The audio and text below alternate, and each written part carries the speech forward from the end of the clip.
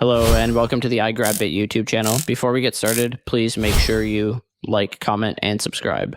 According to an article by medical author Dr. Sruti on medicinenet.com, researchers believe that a person can live for up to 3 weeks without food, as long as they have water to drink.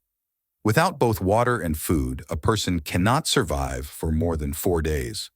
The human body finds different ways to prolong life by trying to generate energy during starvation.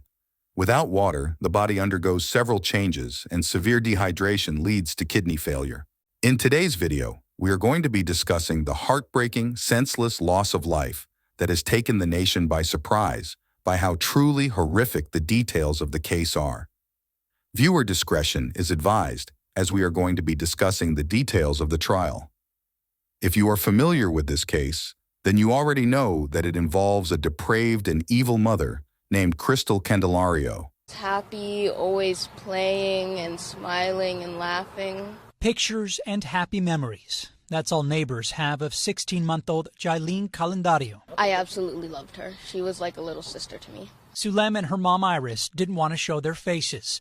They said the first time they met Jailyn was last August. They were supposed to watch her only a few days, but they said her mom didn't return for a month and a half. I was the one calling her, look, I need milk, I need money. I don't have no money to buy milk for you, baby. What am I supposed to do? Fast forward to this month, and Krystal Candelario is charged with her daughter Jailyn's murder. 31-year-old admitted to leaving her baby home alone June 8th while she went on vacation to Puerto Rico and Detroit. When Candelario returned home 8 days later, police say she found Jailyn unresponsive. We were absolutely heartbroken. We loved Jailyn a lot. Iris and Sulem wish Candelario would have asked them to watch Jailyn. I wish for her to pay what she did to her daughter. Instead, they're left with an investigation and reminders of Jailyn's many visits. Jailyn really didn't deserve what happened to her. She was amazing and really adorable, and I miss her a lot. Krystal Candelario and her family emigrated to the United States from Ecuador. Her parents were in her life, and she grew up in a religious household. She followed the footsteps of her father that was a teacher in Ecuador. Prior to her arrest, she was employed as a substitute teacher at the Hope Academy North Coast as an instructional aide during the 2019 to 2020 school year.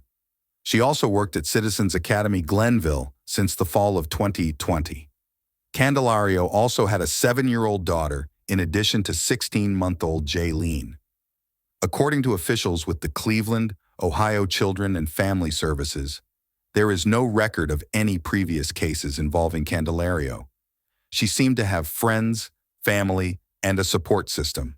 So why did Jailyn have to lose her life in the most horrific, senseless way possible? Ohio prosecutor Anna Faraglia details the events that lead up to Jailyn Candelario's death. Good morning, Your Honor. We're here on a very tragic case.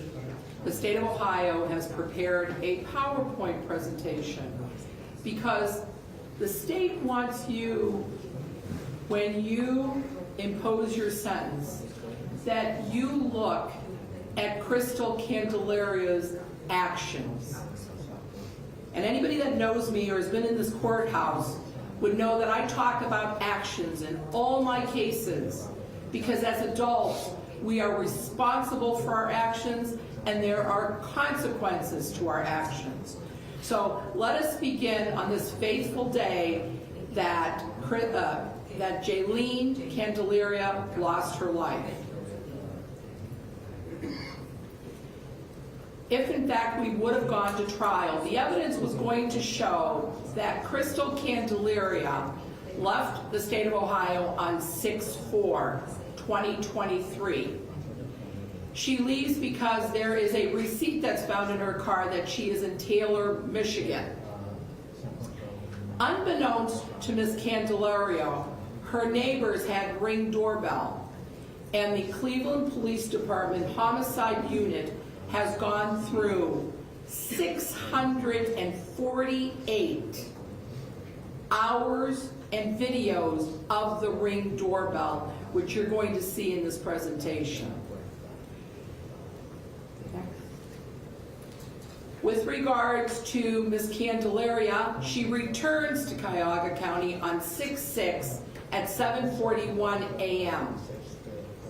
So at this particular point, we have reason to believe that this child was left alone for 2 days now, and she returns on 6/6/2023. Additional cameras show her again at 11:51 on 6/6 and on 5/24 of 6/6. She is taking a suitcase and now leaving Cuyahoga County. We have a map and a flock camera which shows her on, I believe it's Lafayette and Charter, northbound, at 6/6 at 20:05, which is 8:05 p.m., and that's a flock camera. Through the search warrants, we were able to retrieve her Spirit airline tickets that showed her departure and her return from Puerto Rico. She was gone from 6/8 to 6/11. And it's interesting, Your Honor, because in the defense memorandum, it says that her abrupt stopping of medications played a significant role in her ability to function as a parent and make sound decisions. So when we look at, these are items from her phone, her actions indicate to us that she is in Puerto Rico having a good time with friends, and that there is not a care in the world about the 16-month-old that was left alone in the pack and play. These pictures show somebody who is showing sound discretion and judgment because she's having a good time. Meanwhile, this child is in a pack and play. She returns to... Ring camera footage from Krystal Candelario's neighbors picked up audio of baby Jailyn Candelario crying out for her mother. Viewer discretion is advised. Detroit, and while she is in Puerto Rico, the detectives were able to locate on the Ring doorbell that on 6/9/2023 at around 1:04 a.m. in the morning that you hear this child crying.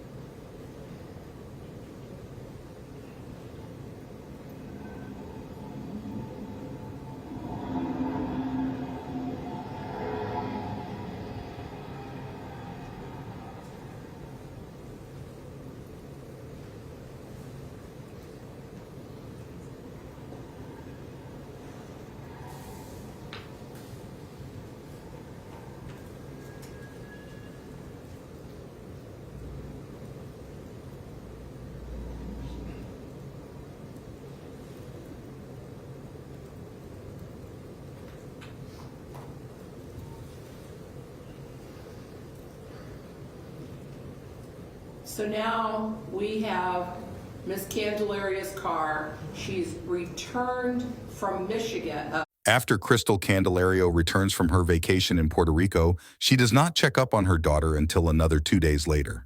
Details from the trial show that she met up with another man in Detroit, Michigan. So now we have Ms. Candelario's car. She's returned from Michigan, from Puerto Rico back to Michigan, where she was with one fellow and then traveled to go see another fellow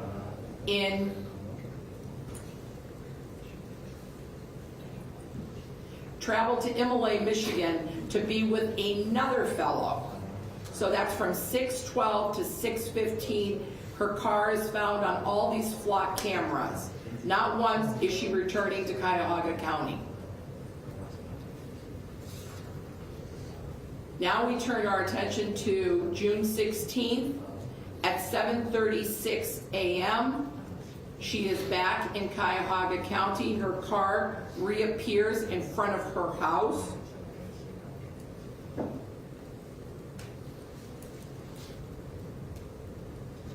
She goes in and she finds her daughter dead. She takes the time to redress her, and then she calls 911. Krystal Candelario returns from Michigan in the morning and discovers her daughter had passed away. She has the audacity to remove her daughter's soiled clothing and dress her in clean clothes. She then calls 911 hysterically.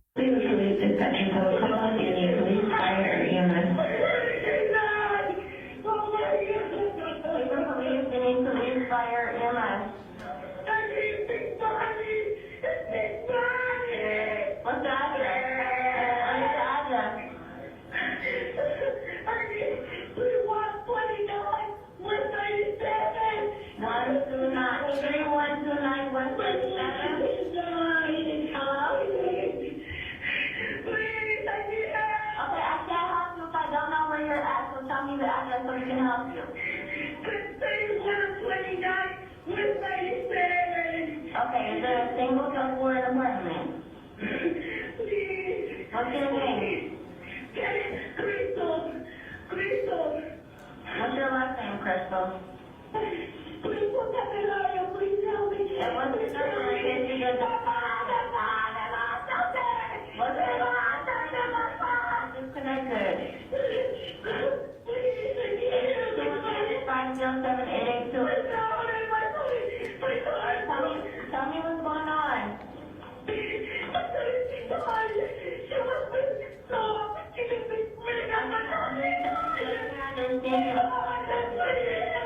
What's going on?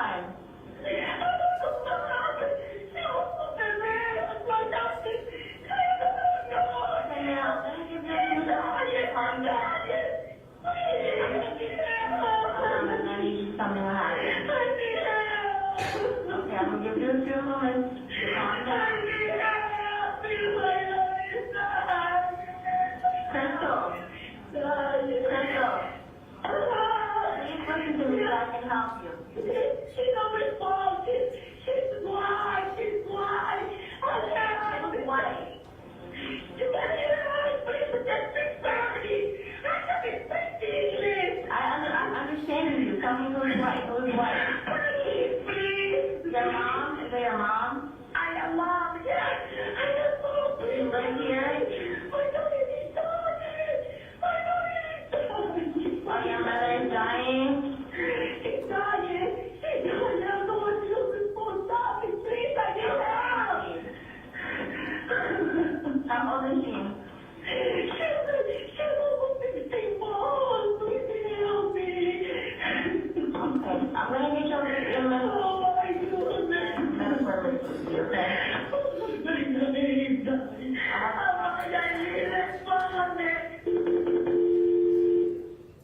Please pay attention to the next detail that is discovered. After Krystal Candelario discovered her daughter had died, she leaves yet again and goes to Michigan to be with another man. She's so overwrought with emotion on June 17th that she picks up and goes back to Michigan to meet up, not with the guy, that she had gone to Puerto Rico with, but the other guy that she was seeing.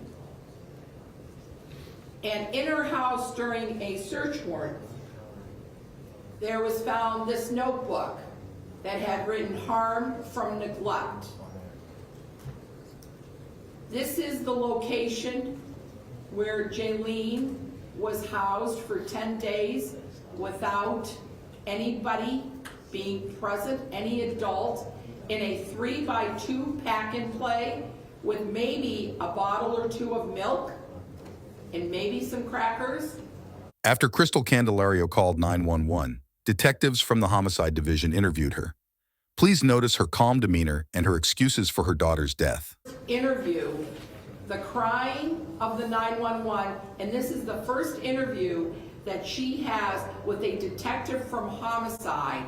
Again, pay attention to her actions and how she speaks to this detective. But in the last week, she get a vomiting too. Remember right now we do mention the vomiting. She get a vomiting the last week, Monday and Tuesday, 2 times. But I was trying controlling because I know I give to her Tylenol or something, you know, for controlling the vomiting. Okay. Come on, sir. This is my supervisor, Sergeant I'm Gomez. diabetic too. I give to her when she get a diarrhea or vomiting too.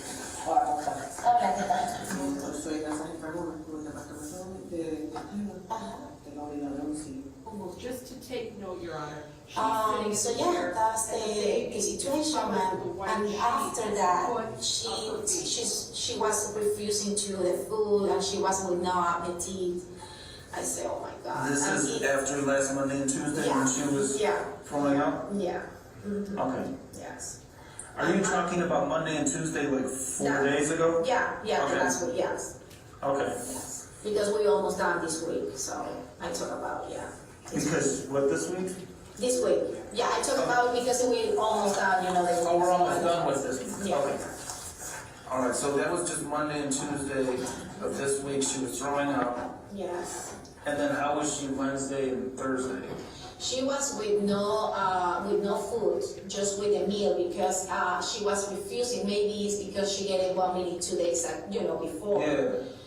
So that's why that was scary because I say, oh my God, we need to go to the hospital because she doesn't eat anything. And she was lose tiny, her weight. I lose, her weight. But right now, in this morning when I wake up, she was asleep. She sleep every day 12 hours. Okay. She sleep like at 9 p.m. through 9 or 10 a.m. Okay. 12 hours. So, in this morning I was sleeping too. I never wake up. She was... What happened? What was going on last night? Last night she was crying a lot. And I see one moment when I was take a shower, and she was screaming like, I don't know, probably she get in pain. Okay. Maybe. About what time was that last night? Maybe at 7 or 8 p.m. Okay. So she was screaming like, probably for pain or something like that. In this morning when I wake up, I took her in the morning for, Jailyn, wake up, and she wake up, and when I see her, I see she looks like a really, really dry, like a, ¿cómo se dice cuando una persona se chupa, o sea, se... Kind of like... Yeah. Oh, like her face was sunken in? So, yeah. Y ahí fue que yo me asusté y dije... She is arrested on suspicion of homicide and brought into custody where she is interrogated by Sergeant Gomez and Detective Powell.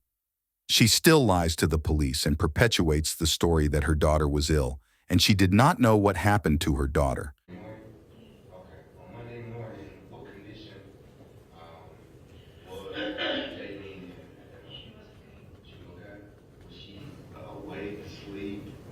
No, she wasn't sleeping. She was sleeping with the gloves? Sorry. You went there on Monday at what time? I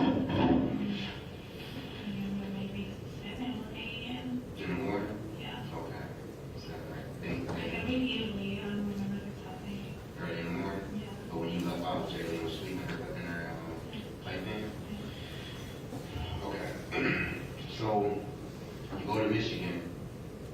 what time did you arrive in Michigan? Yo soy de Trujillo. ¿A qué hora te llegaste a Michigan? Dos horas con 30 minutos. 2 hours and 30 minutes. 2 hours, 30 minutes? Okay. So you get there, when you arrive there, who do you meet up with? ¿Con quién tú te encontraste? ¿Con quién tú te Oh, encontraste? yo llegué a un hotel, pero yo trabajaba de Uber, sí que yo me puse a trabajar directamente en Uber. She stayed at a hotel and she right away started working at Uber. Pero ya después fui a visitar a otras amistades alrededor. She went to visit some friends around there. Y Who did you go visit? amistades. Who? Give me a name. Oh, David, that's the name. David? Yeah. David? So you arrived in 2 hours later, you get a hotel. Where did you stay? No me recuerdo bien la ciudad que estaba ni el hotel. Okay, come on. Tú estás guiando to Detroit, Michigan. You don't know what city, you don't know what hotel. You gotta come up with something better than that. No, Okay. pero el hotel donde él se estaba hospedando, No. Super Gay. Where you were staying, not David. Where you were staying. We're not talking about David. Super Gay, that's it. Super 8? Yeah. Alright, so you arrived in 2 hours later, you stayed at Super 8, you mentioned something about Uber? Yo estaba trabajando en Uber, sí. She was working Uber. Why would you go, hold on. Why would you go work Uber in Detroit, Michigan, Porque yo instead of doing it here in Cleveland, Sí, porque where your daughter is? yo también trabajaba aquí en Uber, aquí en Cleveland. Okay, why go over there and not do it here? Why not do it here? Your daughter's here. Porque me iba a ver a mis padres también en Michigan, She entonces was aproveché. friends over there in Michigan, so she took advantage of the fact that she was over there to visit people and she worked over there. Pero no era siempre que yo lo But hacía. not always. That's not, she didn't do that always.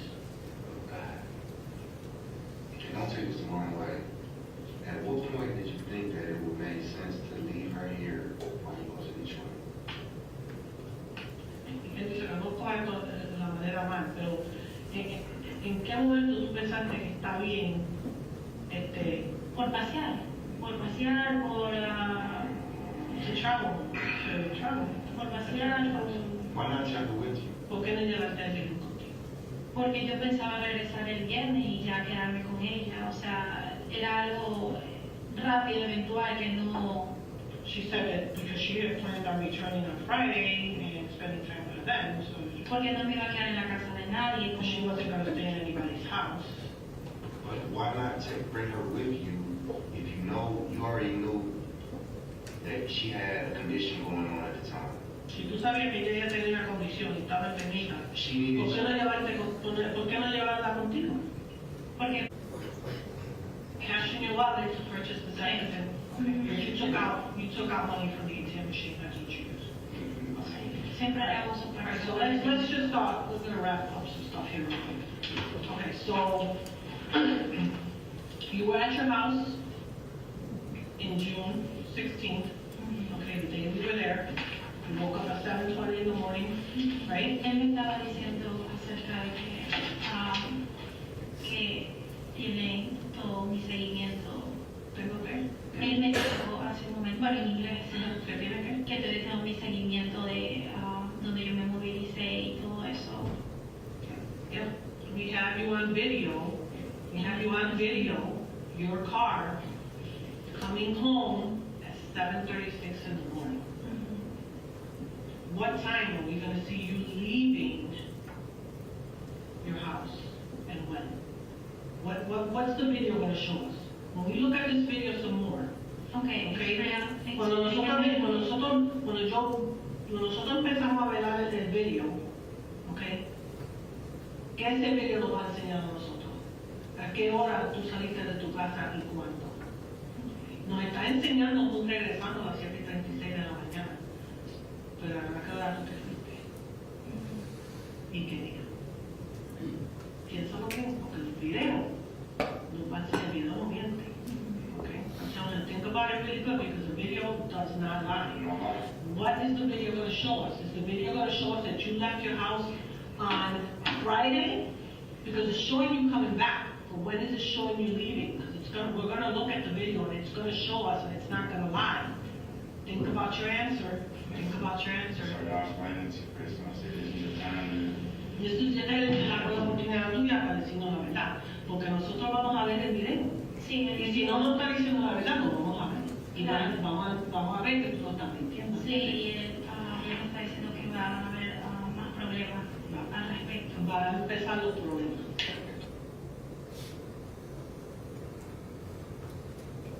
Dr. Elizabeth Mooney, the forensic pathologist for the Cuyahoga County of Ohio, details her findings. Viewer discretion is advised.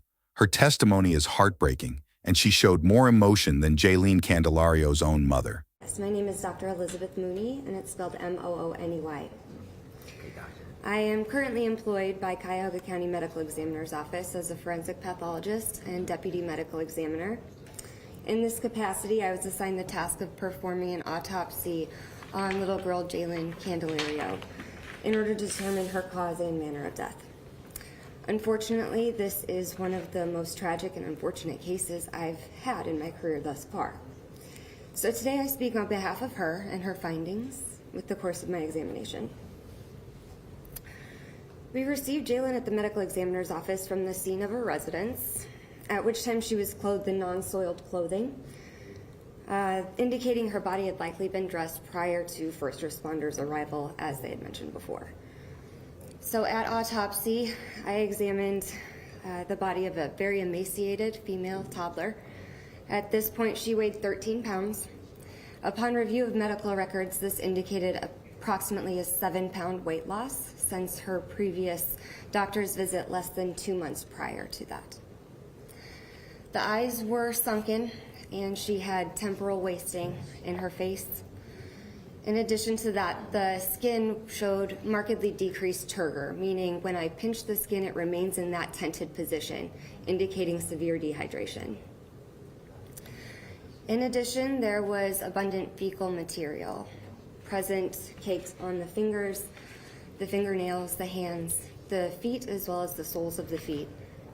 The same material was found on her lips, which were very dry and flaking, as well as in her oral cavity, caked to her teeth.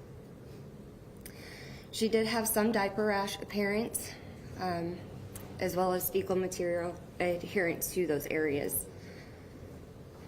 Of note, the body was essentially free of significant injury, with the exception of dried excoriations or scratches to the face region predominantly, and whether or not these were inflicted to herself in a conscious or semi-conscious state while she was dying, I'm unable to determine that.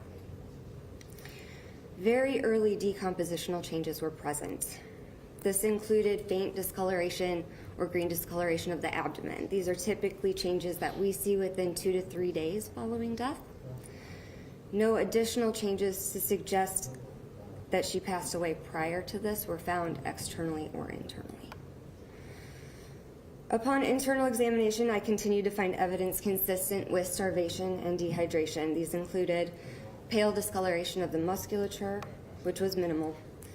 There was a decrease in intra-abdominal fat to the point of transparency as her body tried to feed upon itself for nutrients.